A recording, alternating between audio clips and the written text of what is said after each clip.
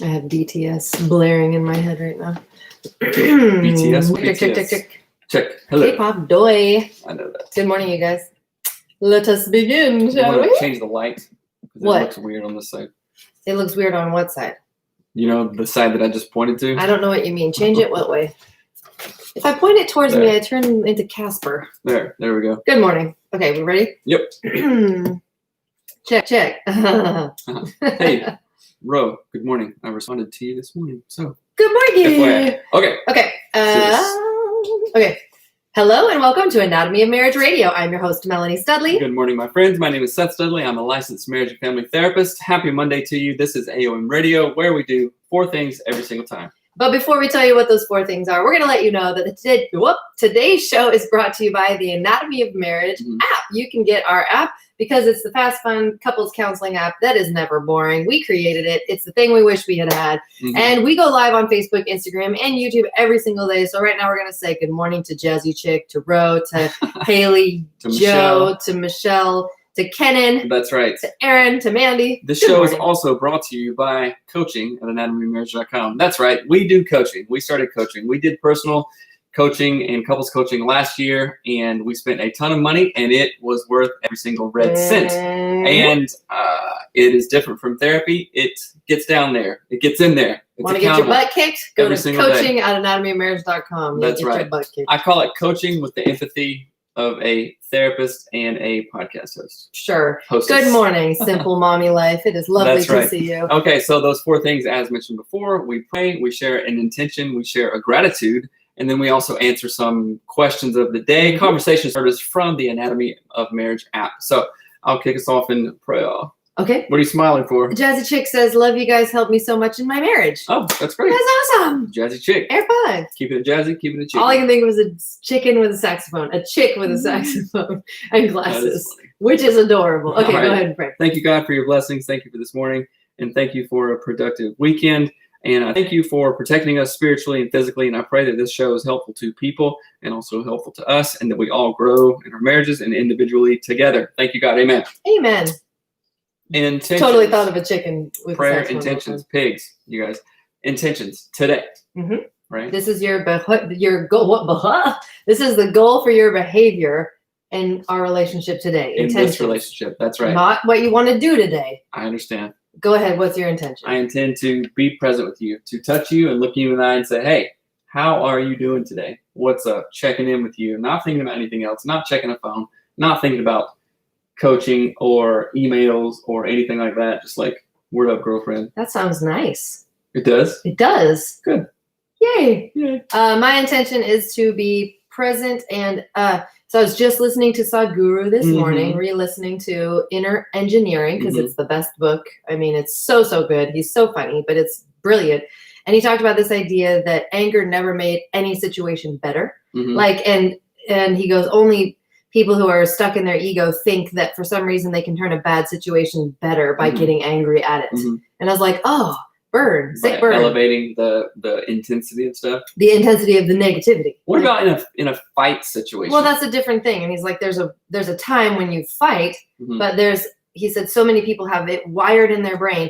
Oh, something I don't like is going on. Oh yeah. And check out this. And he's like, why would you even do that? And so my intention today is to stay in the place of calm, centered. I'm also just finished Dan Siegel's The Power of Showing Up, and he talks about giving your children peace, and one of the PEACE, and the C in the word peace is calm. And I'm like, that hit me like a ton of bricks, and I want to bring that intentionally into our marriage and our home and with our children, and I think that makes a big difference. Yes. So that's my intention. So do your prayer and your intention and your gratitude with your partner.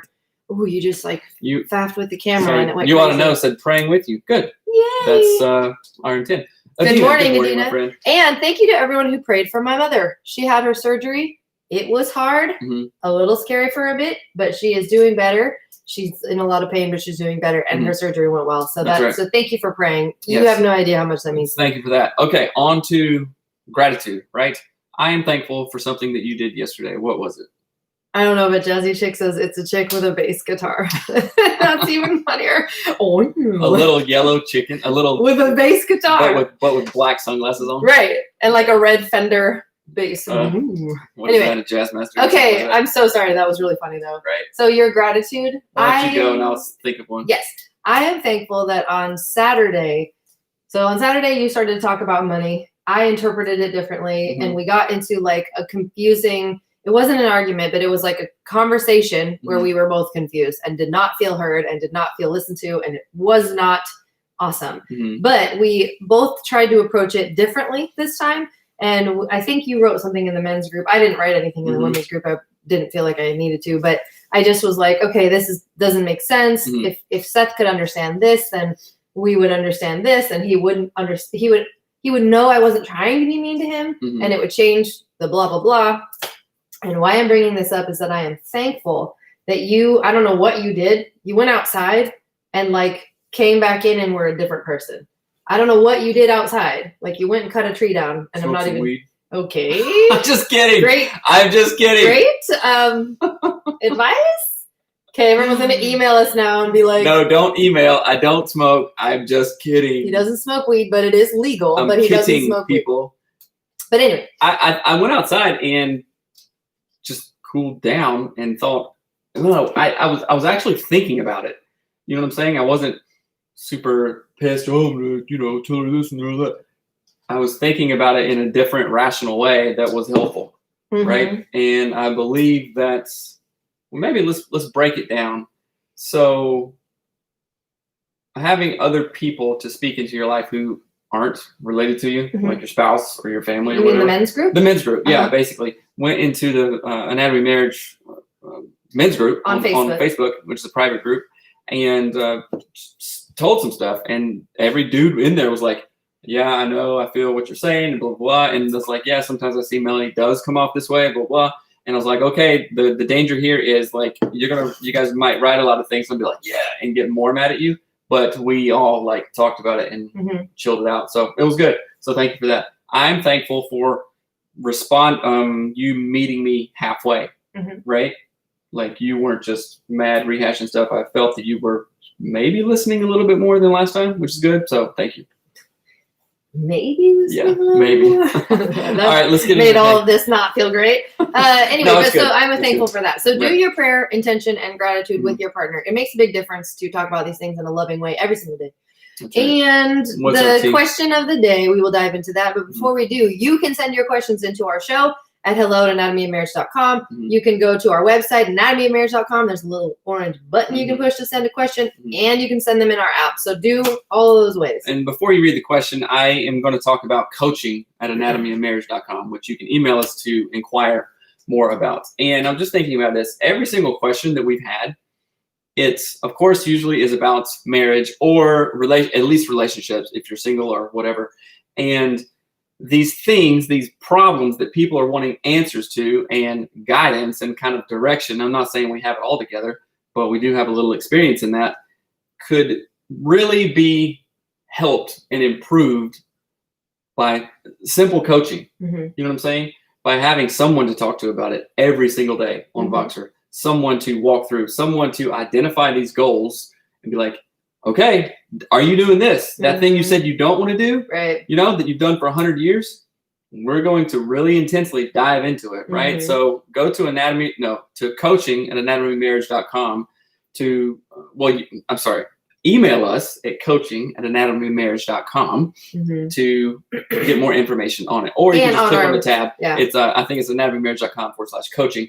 You can go and check that out. So coaching works. We did it, kicked our butt. Yeah. And it was a 90-day process of, whoa, I am accountable every single day, not to this lady, not even to this dude. Of course, those are the main things, but to another person who is going to let me have it in a way that I asked for. Right. You know what I'm saying? Right.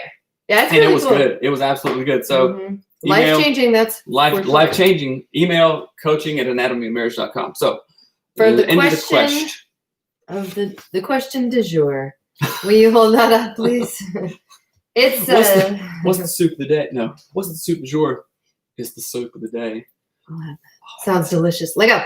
I feel so helpless. I fight constantly against fear and anxiety every day right now. My marriage is more than likely over. I've been married for 13 years, couples counseling on and off for the last several years. Honestly, our marriage has had difficulties the entire time. I relinquished to a therapeutic separation 5 months ago. I didn't want to move out, but she started to get physically abusive. I got scared that I might retaliate one day. I would never forgive myself, so I got out. Since then, I have truly repented for all the crap I have done in the marriage. So much so, in the beginning of this separation, I wanted to claim 100% of the responsibility of all the problems. She and I liked this idea. It backed up what she already thought. This is what she thought. I'm not crazy, you are, and you make me crazy. Of course, in a relationship, it takes two. I haven't said this to her. I know all I can do is own 100% of my own part and try to manage myself well. My wife doesn't want to go to counseling. She doesn't even want to get a cup of coffee with me. She doesn't want to engage. That's the what? At this point, oh, go ahead. She wants to have a relationship with our children and get along with me as it is. She did say, I like to get back together when you have a heart change. Yes, I have stuff to work on. It is a process. I can't flip a switch, or can I? She is not interested working/engaging with me. The only steps I see her taking is getting her professional license back, getting a job, and moving closer to her parents. This is frightening.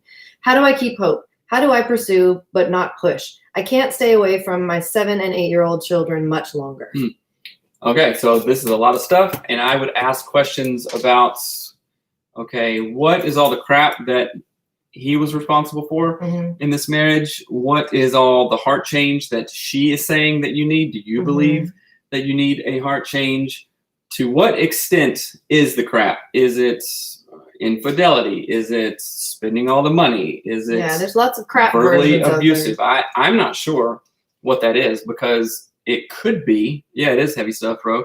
It could be the fact that maybe this was going on and on and on and on for years, and she was like, peace out. Yeah, 13 years is a long time. We're done. But I don't know, right? I don't know. This question doesn't give me context. So as a therapist and even as a coach, I would say, lay it all on me, bro. Lay it all out there. What's the deal here? What are the repeating patterns? What are the self-limiting beliefs? What are the obstacles in your way? And do you really actually believe in yourself? We talk about coaching. If you don't believe in yourself, then think about like an Olympic diver. Like if an Olympic diver has a coach yelling at them, do it, do it, do it, but they actually don't think they can do it, they aren't going to do it. Right. And so, there is a lot to the idea of, do you actually believe? And one of the things I want to address right off the bat is, I think it is Sadhguru in the book Inner Engineering talks about the only way out is in. And I love that idea that people think their external situation is going to change how they feel, what they do, how they think, what they say. So they go, oh, I'm really unhappy. I need more money. I'm going to change my external situation, and then my inner self will be really happy. No, it won't. Every lottery winner is an example of this. You changed your external situation and nothing inside of your heart changed, and you're still unhappy. You still are miserable. I mean, a good example too is like when famous people become famous and they think, oh, well, that's the goal. Here I am. I've finally made it. And it doesn't change anything inside of them. They're still sad. It's all inner. So the only way out is not through, it's in. The only way out is in. Sometimes it's both. Like I read a thing on maybe yesterday or 2 days ago about this was like using alcohol addiction language, AA language and stuff. And it talked about, you can get clean and sober, but until you go inside, things aren't going to change because you've been masking and using other things. And now I'm reading Gabby Bernstein's Judgment Detox, right? And it is really awesome. And it's like book. Everything that you judge is really just a big fat loop recycling back to yourself and it reflects on what you think of yourself and all these things. So that is really, really important. In alcohol language, they call it, a dry drunk. Well, he doesn't drink anymore, but he's still like a douche kind of thing, But that's only because he's a shower. You're right. Is it a French shower? A French shower, yes. Because that person, not this person, but the dry drunk is still processing or hasn't processed the inner stuff inside that made them cope with alcohol. cope using alcohol in the first place. Right. So Jenny says, It Takes One to Tango by Winifred Riley is a great book about how one can reckon with themselves in their marriage. Ooh. Highly recommended. I love that a lot because that also goes with the theme that is recurring on this show and with other people that we've interviewed who make big life changes. Mm-hmm. They say, improving my marriage started with me. Right. I got right first. Yeah, and I always think of back to season 1 where I had this sort of realization, and I was talking to, I think it was Nicole and Allie, and they're both my friends and peers. And they were in the show. And they were in season 1, and it was like in our mind, we thought a marriage was a thing. So hear me out.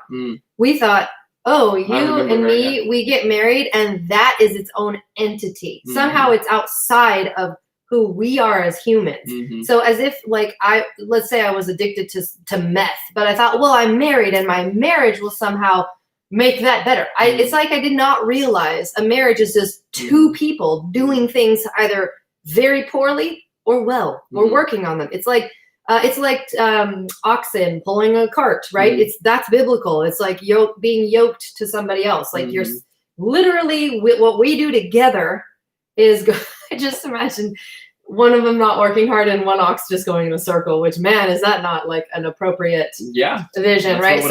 So let me so it's like oxen on a team. What is that called? Can you help me with the name of that?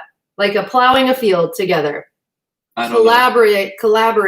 The word collaborating means to co-labor. Collaborating. And in a marriage is not a thing. A marriage is really it's like the thing, it's the yoke. It's the thing that connects the two people together. Y-O-K-E, yoke, not Y-O-L-K, like I spelled it one time.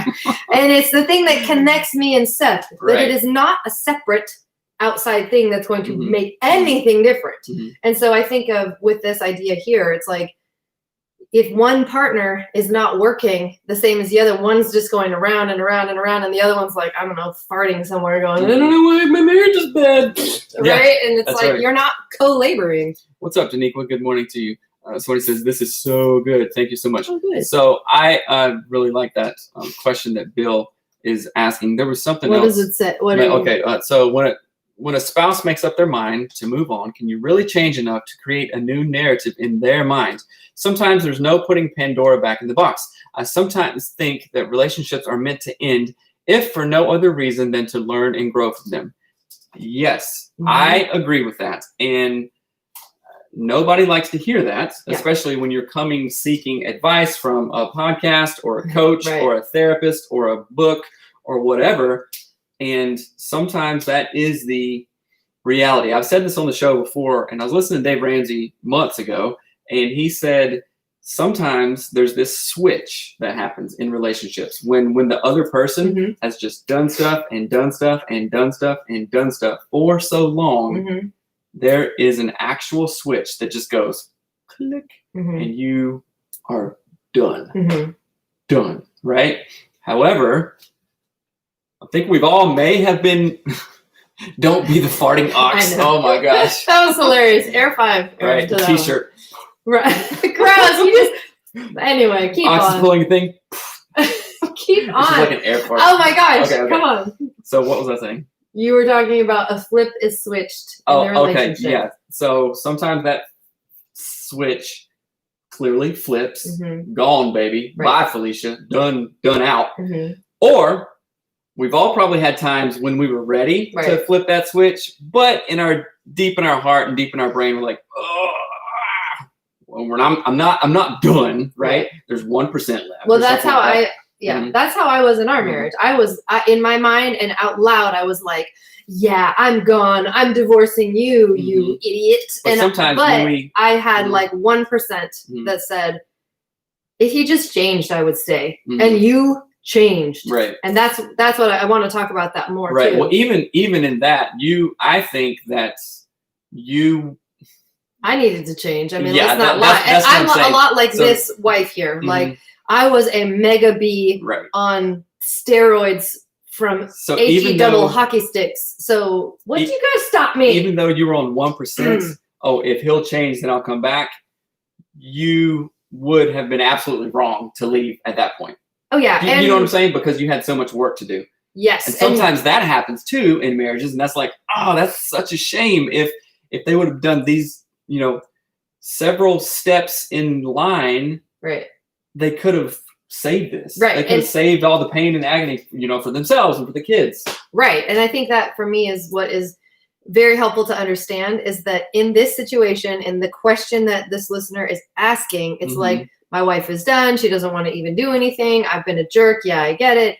And then the wife is saying, I like it when you say nothing is my fault. That's that one part that says like, I'm not crazy. You are, and you make me crazy. No. Right. And if the wife is listening to this, girl, I get it. And it feels like it's everyone else's fault, but you have a part to play. I'm not saying if your husband actually did a bunch of crazy crap and lied to you and like slept with prostitutes and did all this crap, that obviously is not your fault, but everyone needs to be co-laboring and pulling in the same direction. So just think of it like oxen. Like you cannot go anywhere.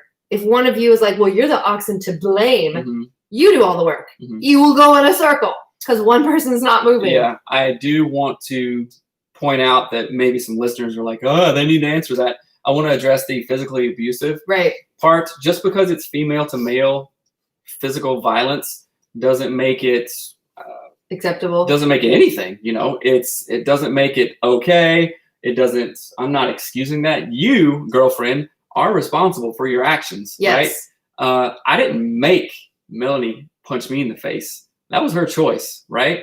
It was a bad choice. It was a bad choice. Right. I do anger management groups and we talk about, people say, oh, they made me mad. Right. They made me do it. No, they don't. No, they did not. No, they didn't. Just as I can't even take that mic out of your hand by like super Jedi powers. Right. I can't make anything happen. Right. I can do things to take it out or whatever, and you can respond, but we have much more control than we believe we do. Man in the Wild says, how do you support friends who are going through that when you know the switch is flipped, but you still want to support them trying on their marriage? Well, we don't know exactly what is going on in people's minds. So you may, unless the friend is telling you like, I am done. I am 110% out. There's nothing here ever, nothing. I'm completely done. I would say, okay, stay in the marriage if you're safe, of course, if it's not just bonkers, not safe for, I don't know, an arbitrary amount of time, 2 months, 3 months, whatever. Tell me if you feel that same way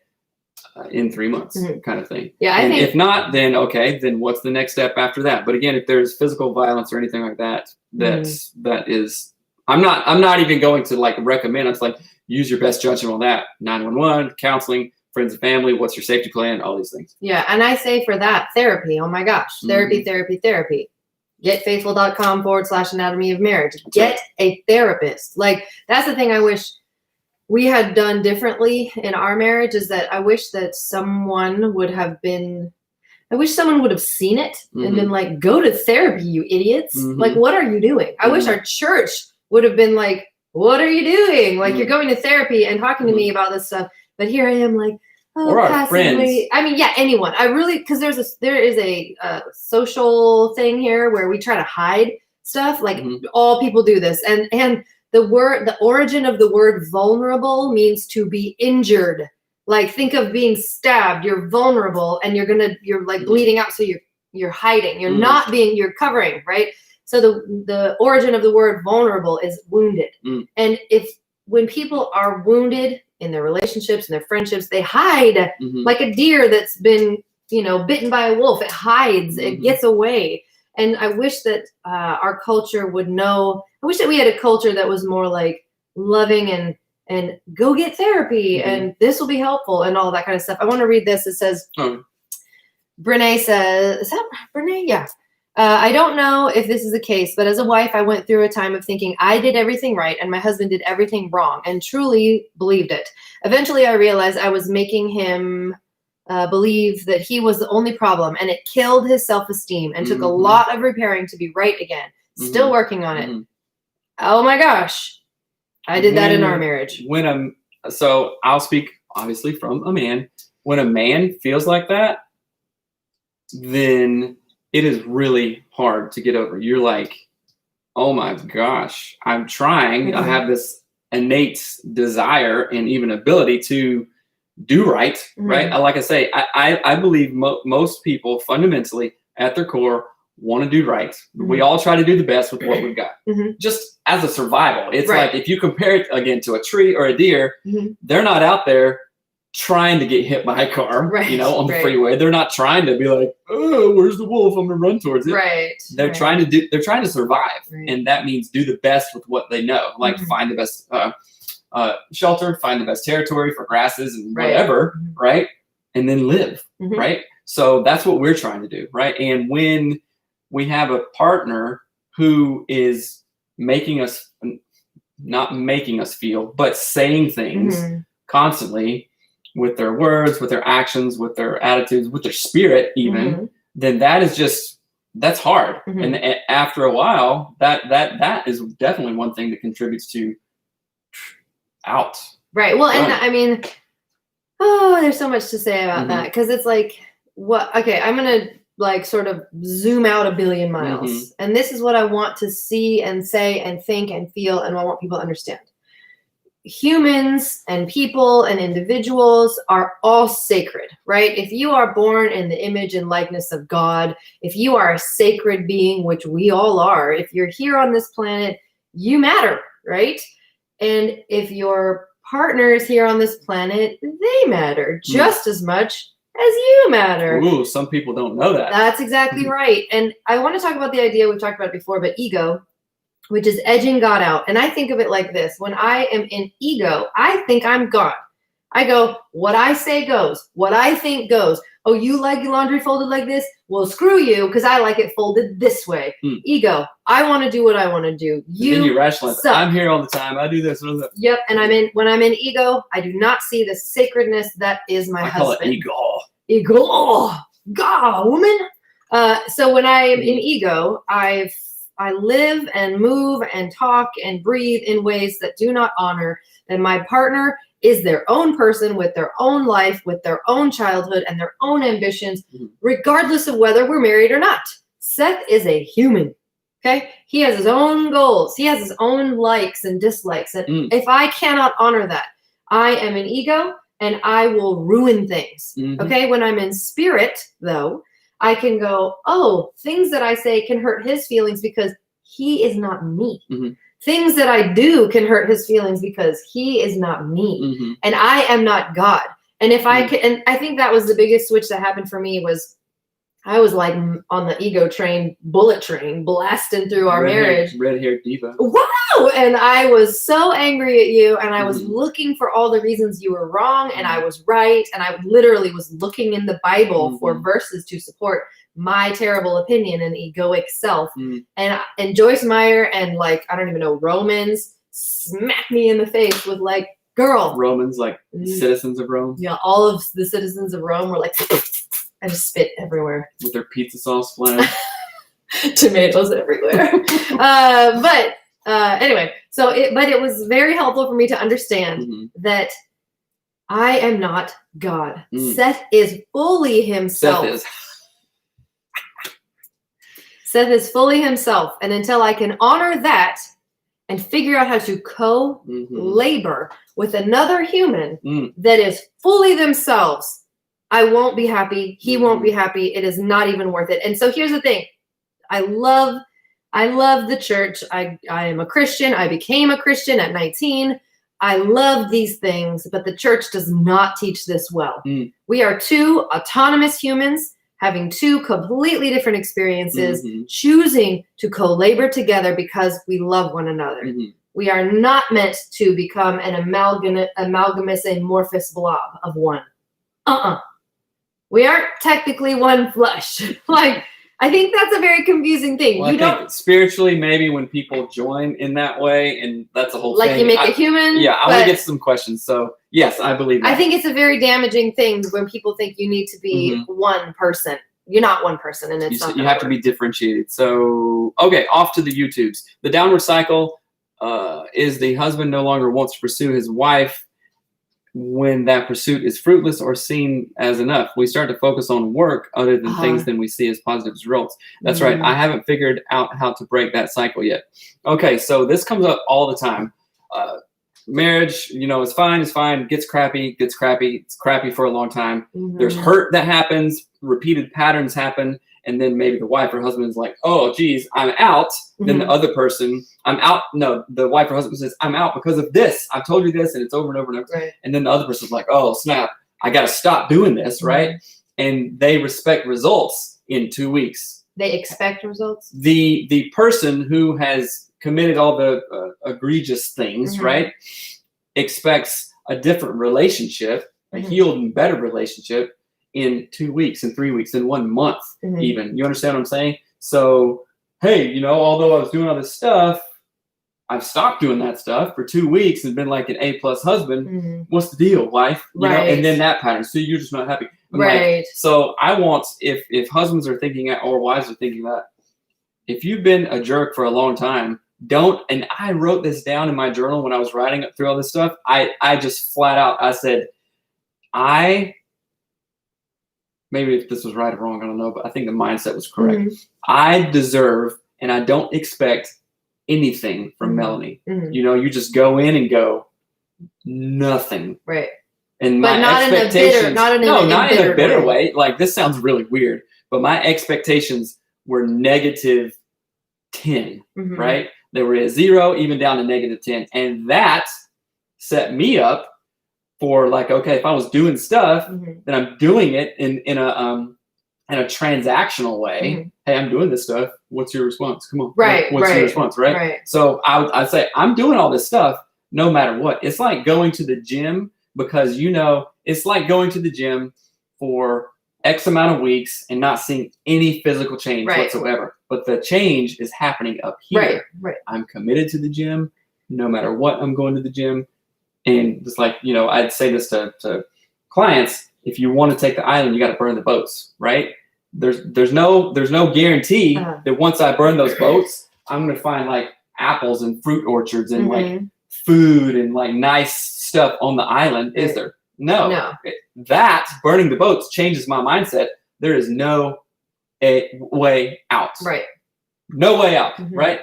In fact, this is really funny. So our kids are just video game kids, right? Nintendo Switches. And we regulate it during the day, but sometimes when they play too much, when me and Melanie are off doing something, and we take them away, they have like video game withdrawals, right? Guess what I'm doing? There's no video games for them the entire week. And guess what? I'm taking their Switches to work. I'm burning the boat. So they go, oh, well, the Switch is 20 miles away. I know. They can't, like, there's no begging for the Switch at this point because it's in Tukwila. Right. So, okay, I want to read some, I don't even know what this phone is. Somebody said something that I really want to read. Y'all, it's been a rough time in our marriage, and I woke up this morning so heavy-hearted. Came to your page hoping for some encouragement or something to make me snap out of it. The topic of today's show makes me feel like y'all have been spying on us. So timely. Thank you. You are I guess I shouldn't be laughing, but that is awesome. We're not spying. Marital pain. Kenan says, there's hope. The Studleys are full of experience and wisdom. Do the self-work and it'll get better. Thank you, Kenan. We try to be. Joy says, you are talking to me! Exclamation point. Good. Bill says, just to simplify this for some of the viewers, ego is that voice in your head telling you how you need to be mad and make the other pay for making you feel this way, as opposed to spirit, which is being present in the now, seeing things as a factual, unemotional way. Yes. See Eckhart Tolle, The Power of Now. Yes. I read that book. It is so good. The only part I didn't like was the pain body. When he talked about like periods, I was like, what are we doing here? Okay, over to the other, let's see, Instagram. What do you suggest when your spouse sees you as the enemy, but it's not the truth? You can't change someone's perception, but know that it's not a reality, but they don't. So the times that Melanie has seen me as the enemy, what helped you get out of that? Well, the proof is in the pudding. And I think that what does that mean? Actually, I'll say it like I'm English. The proof of the pudding is in the eating. So it is, if your partner is seeing you as the enemy, there's a couple routes that you could take. One, you could be like, I'm not the enemy. You suck. And I'm going to live life for myself, which is what a lot of people do. If you want to try to facilitate change in that way and have your partner not see you as the enemy, You are not going to convince them with your words or your emotional response. So just let's kind of take that one off the table. If I think a dog is going to bite me, it cannot talk me out of it, right? It can only prove to me over time that it will not bite me. And rebuilding trust, I'm going to use the dog analogy because it's the best one I can think of, is like a dog that you think is going to harm you, you stay away from it. You make a radius of like safety around that dog, and you don't come and pet it. You don't do whatever. And right or wrong, even if the dog has never bit me, if I believe that it will, I will make this radius of safety. The only thing that will ever convince me or persuade me that it will not harm me is it not harming me over and over and over and over until eventually my radius gets smaller and smaller. Now, do you want to do that with your spouse? No.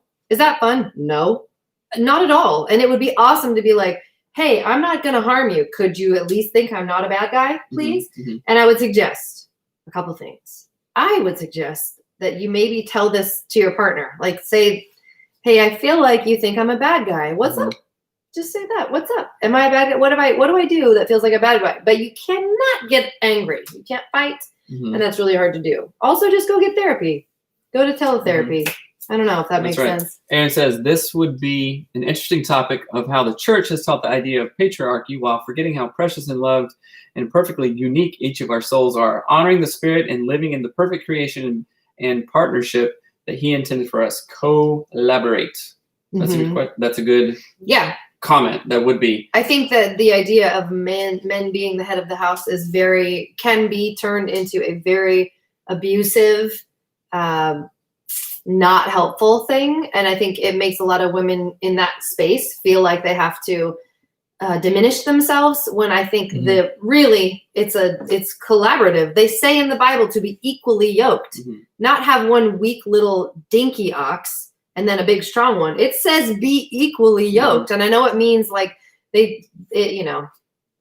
not exactly talking about size, but I want you to think of it that way. Like if I try to squash parts of Seth and be like, nope, don't show me that you have emotions, Seth. And women do this to husbands all the time. Okay, you can show me all of you, be all of Seth, except this one part. But you as a wife want to be emotionally, you want all your emotions to show, but not your husband's. Nope, ain't gonna work. So I don't know. That's something to think about. There's like 1,000 comments down here. Think about it this way. We talked about the Seth-shaped space in the universe, or the world, or the Melanie-shaped space. What is your shaped space? What is the new marriage material shaped space? What is the Bill-shaped space? What is the Aaron-shaped space? And it looks like this. Oftentimes when we're born, there's nothing that keeps us out of our space, right? God made us that way, right? But through bad things happening, through just kind of the culture and society we live in, we kind of shrink down. Oh, don't do this, don't have your voice, whatever. And then we start to internalize that, and then we go, oh yeah, I shouldn't do this, do this. And then we get super small, right? But the times that I've been like, boom, baby, Seth is here. That's not an ego thing. No. In fact, it is a very much the most spiritual in spirit thing, because I am fulfilling like who I am and what I should do and taking up all my space. Not like large and in charge, it's not like hot damn, here I am kind of thing. Is that a shirt? Because it should be. It is a shirt that I first saw when my Auntie Peggy wore it. Oh, that's hilarious. So what I think of is, if you've ever seen The Emperor's New Groove, it's like Cusco from the beginning to the end. So Cusco in the beginning is all ego. He is God. But in the end, he has gone through trials. He becomes a llama, and he sees his real self. Llama face. Demon llama where? Okay, Bill says, I like how Mel always tells Seth, I am for you. Yeah, that's true. You guys witnessed that when we did a really awkward show when I was super mad. But yeah, that's true. I am for you. I am for you. And you said it like 3 times, which was great. Knowing that we are in a partnership and working on our relationships with that in mind is transformative. Couples are not competitors, which is how it sometimes feels. And I want to think of, like, I don't know if y'all have seen that crazy artwork where it's like 2 adults and they're facing away from each other. It was like at Burning Man. And it's like wires that form 2 adults with their backs to each other, and they're sad. but then the inside of the adults are like young kids reaching towards each other. Mm-hmm. And it's like your inner self is really like, I want to connect with you, but our adult outer self doesn't know how. And I want to address that because you talked about the Seth-shaped space in the world, the Melanie-shaped space. And what happens is when we're born, we take up all of our space. Like you said, we cry when we want to cry. We laugh when we want to laugh. We do whatever we want to do because that's how our bodies are in that moment. And as we grow up, we become smaller and smaller and smaller. We kind of go in and we go, oh, society says I should be this, or my alcoholic dad said I should do this, so I need to shrink so I don't get in trouble. And then we shrink down, and then we find our partner, and then we get married when we are shrunken down. The like caved in version of us finds someone we love, and we don't know what to do when we start standing back up straight. And I will encourage you to believe this and to think of this in a new way. Don't get sidetracked. Your relational, okay, hold on. No, Kenan, don't. Kenan, he's confused. Okay. Your relationship is the thing that allows you to stand back up and grow and blossom together, right? Stop thinking about the poison and Cusco. It's too funny. Let's address it. I am not here. Kenan said, thinking about poison? The poison for Cusco. No, you have Cusco's to poison. Poison for Cusco. Cusco. Him over the head. That is got to be the best movie of all time. That is it. So we're totally sidetracked. I hope this has been helpful for people. Again, if you have any questions about poison for Cusco. Cusco's poison. That's right. About coaching, email me or Melanie at coaching@anatomyofmarriage.com. That includes coaching with me and also with Melanie. If we're going to do couples coaching, you get her, dudes get me, or it can be one. Or whatever. I mean, we're flexible. You don't, if you're a woman and you want to do coaching with Seth, that's fine. Yeah, either way. So again, email at coaching@anatomyofmarriage.com to get more information on that. Let me say what I was saying though, because Kenan delightfully confused me and got me way off track. But it was worth it, Kenan. So again, I think that what happens is we get married, we fall in love, we have relationships with someone that we intrinsically and internally and deeply know can help us. And then we go about letting them not help us. So what would it look like if we could step together and say, the strength that you have, if I stop finding it scary and I start actually letting it make me stronger, right? I feel like there's a lot of really helpful things in sort of understanding that together we can help one another blossom and grow and flourish in the healthiest way possible. Now, all y'all who are out there saying, yeah, let's flourish, I'm going to go look at porn. See ya. You suck and go get therapy. And I don't care if I've hurt your feelings. And if you're the partner of someone like that, they suck. Go help them get therapy. And I don't care if that hurts your feelings. Don't take the like divineness that is your partner and abuse it. You are gonna hate your life if you do that. You're gonna regret it. But if you can focus on standing up straight together, being equally yoked together, co-laboring together in like divine love, it will be transformative. And I know that all sounds crazy and like hokey and weird. Do we do that? Obs. No, I'm serious. Yes. All the time? We work on it all the time. We work toward that goal all the time because we know what our goal is. Like you have to know that that's what you want in your relationship. So figure out how to want it. If that makes sense. Read books like Inner Engineering by Sadhguru or The Judgment Detox by Gabby Bernstein. Or, oh my gosh, go read Dan Siegel and Tina Payne Bryson's book, The Power of Showing Up. You will understand this differently if you read those books. I'm super happy that we can help people and do whatever we do on the show, right? And I really, really want to emphasize that we talk this way and say these things because we've been doing work for like 10 years. You know what I'm saying? 11.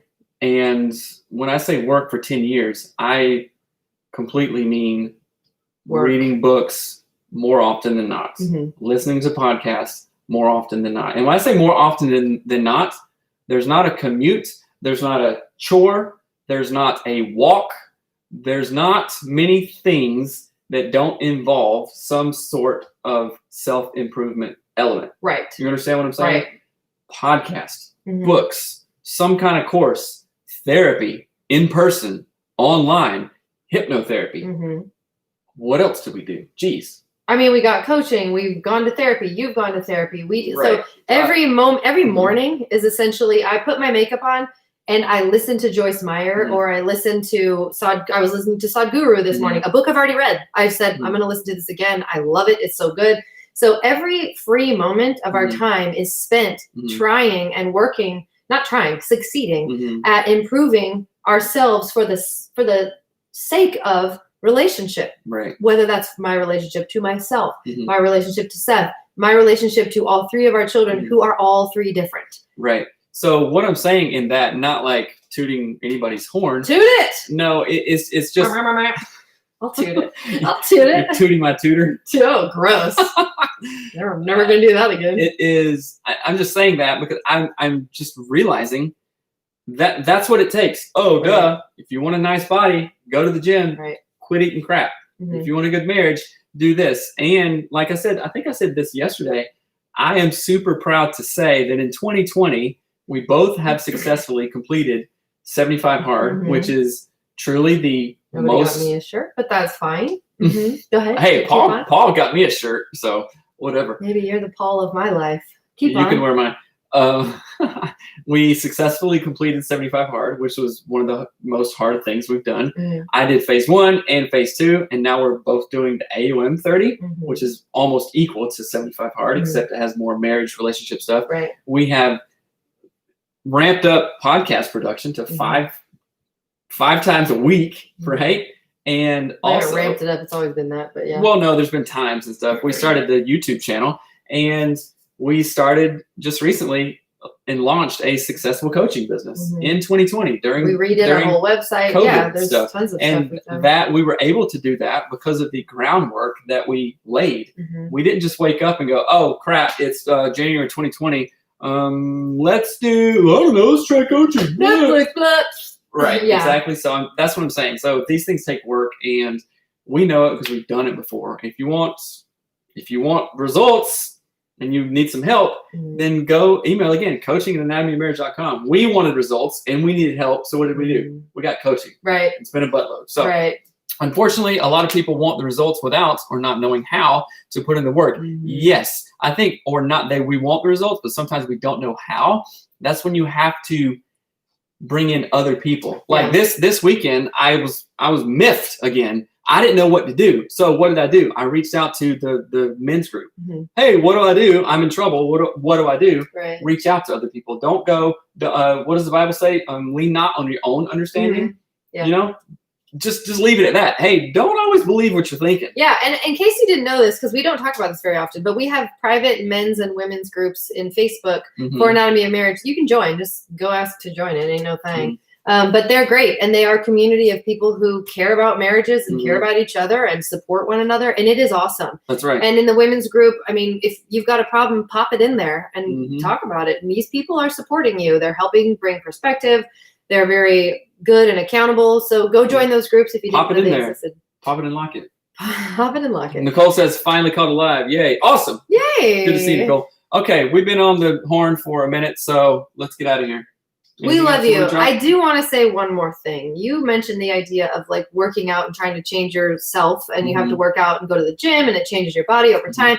But one of the things that I think you said in there, and it kind of stuck out, is you can't go to the gym and work out every day and then go back home and eat a container of Oreos and expect change. Mhm. And that's what I think a lot of times people do in their marriage. They go, well, I'm working out, I'm doing all the hard stuff. I still look at porn and don't tell my wife, but whatevs. Mhm. No, that actually is counter to any progress you've made. You have just voided it out. You've just made everything a lot harder and stupider. So I think that's something I wanted to really acknowledge there, that sometimes working on yourself means removing stupid crap. Mhm. Crap is not the word I wanted to say. You got to get the weeds out of your garden, y'all. Mhm. Like if you're looking at porn, get that weed out of your garden. If you're lying to your partner, get that weed out of your garden. You cannot have a healthy and flourishing relationship when you are doing that kind of garbage and thinking, oh, well, I talked to my wife now, so that should equal out. Mhm. It doesn't work that way. We are whole humans. We are holistic beings. And nothing is without its impact. Mhm. Okay. So if you're going to the gym and then pounding a bag of Doritos on your way home, you're not going to get the results you want. If you are thinking, oh, I want a really great marriage, I'll go to therapy, and then you go talk to girls on dating apps, you're stupid and you're not going to get what you want. Get as mad at me as you would like. Facts. Coaching at anatomymarriage.com. Right. Hashtag facts. Thanks, Bill, for throwing that up for the men's group. So, all right, guys. Thank you for joining us. If you just joined, too bad. Tomorrow. That was funny. So we go on at 7:30 PST Monday through Friday. So we will see you guys. Remember to email in your questions. If you got questions about coaching, email them in, coaching@anatomymarriage.com, and go get the resources we talked about. Getfaithful.com/anatomymarriage. We also have audibletrial.com/anatomymarriage to get all the free books you want. And go check it out. We love you guys. Be awesome. Have a great day. Bye. Bye, Danico. Thank you.